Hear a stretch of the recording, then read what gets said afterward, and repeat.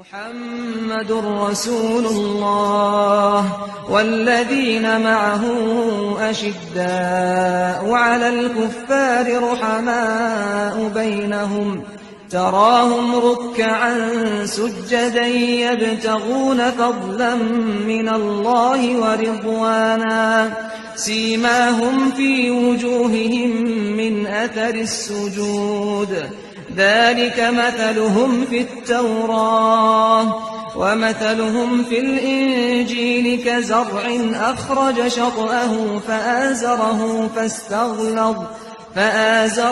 فاستغلظ فاستوى على سوقه يعجب الزراع ليغيظ بهم الكفار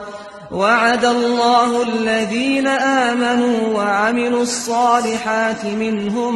مغفرة وأجرا عظيما.